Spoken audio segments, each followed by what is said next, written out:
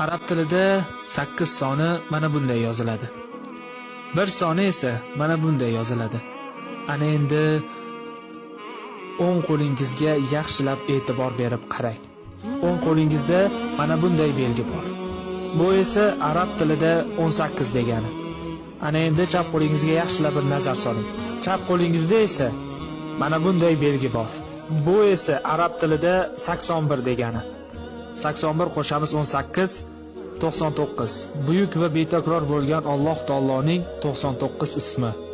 Banda qo'lini duoga ochganida Allohning buyuk 99 ismi bilan chiroyli duo qilishi zarur. Inshaalloh ijobat bo'ladi. Ana endi 81 ayramiz 18 63. Ya'ni payg'ambarimiz Muhammad Mustafa sallallohu alayhi va sallamning vafot etgan yoshlari. Ana endi bir tasavvur qilib ko'raylik. Arab tilida 8 soni